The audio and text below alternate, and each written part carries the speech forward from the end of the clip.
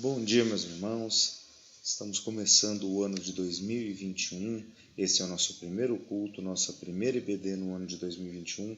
Eu gostaria de desejar a todos um feliz ano novo, um feliz 2021, que tenhamos um ano bom para nós, mas bom na perspectiva de Deus. Esse desejo, ele não pode ser visto como uma autoajuda, como o pastor Reginaldo diz, uma fé na fé, mas sim uma oração de que o Senhor cumpra o seu propósito nas nossas vidas, seja ele qual for, na minha vida, na sua vida, na vida dessa igreja. Muitas coisas acontecem fora dos nossos planos, fora dos nossos sonhos, mas nada acontece sem a vontade de Deus, amém? Então que a vontade de Deus seja cumprida na nossa vida. Tá?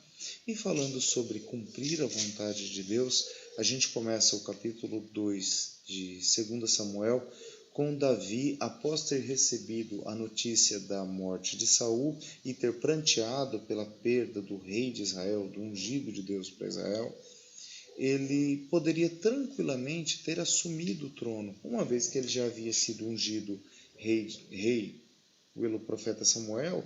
Ele poderia ter chegado ali e reivindicado esse direito, mas não é o que ele faz. O que nós vemos é Davi consultando ao Senhor mais uma vez, se era o tempo dele ir a alguma cidade e a qual cidade ele deveria ir para ser ungido como rei. E o Senhor responde que sim, que ele deveria ir a uma cidade e essa cidade é Hebrom. Davi chega a Hebrom e eles o aclamam como rei.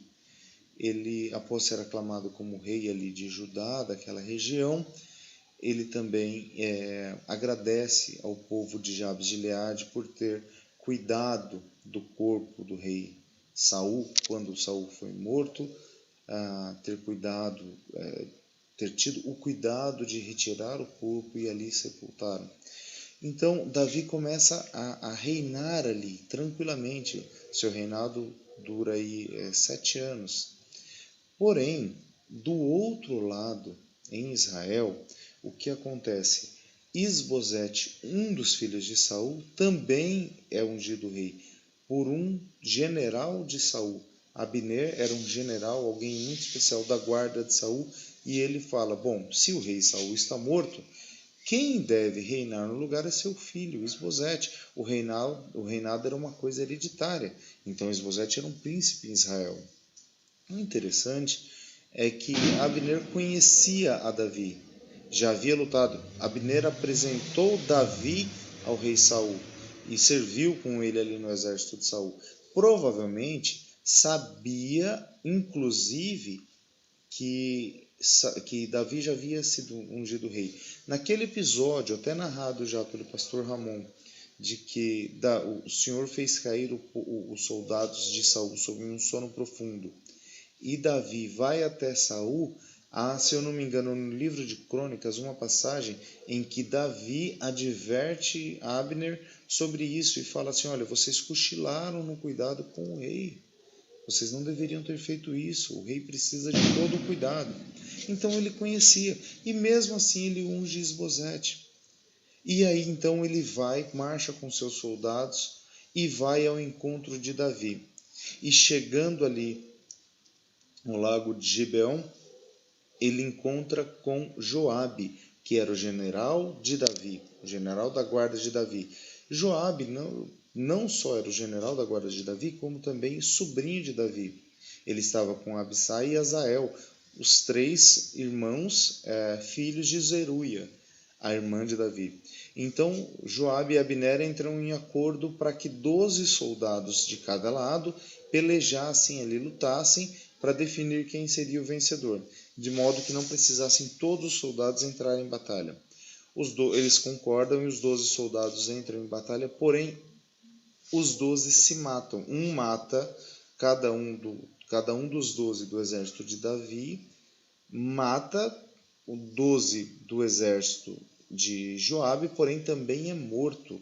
Né? É como se fosse quase uma peleja crua, como eles dizem, né? Faca com faca, ou espada com espada. Enquanto um enfiava a espada no soldado inimigo, e já ao mesmo tempo ele recebia ali um golpe da mesma espada. E aí acabaram os 24 mortos ali, sem nenhum resultado, como se fosse um empate, né? Então eles decidem realmente começar a lutar. E há então todo um desenrolar dessa luta, dessa batalha. E Azael, que era conhecido como alguém muito veloz, muito ágil, eles falavam que ele era como uma gazela correndo em terreno plano, porque ele era muito ágil na batalha, ele começa a perseguir Abner. E Abner, sabendo, vendo, pergunta se é Azael. E ele diz, sim, sou eu. Fala assim, então, por favor, se desvie para um lado, para o outro. E Azael não se desvia. Olha, agarra um dos soldados e vai lutar com ele, fica ali com os despojos de guerra, com as armas, com a armadura. O que indica para a gente, nesse sentido também, que Azael lutava sem armadura.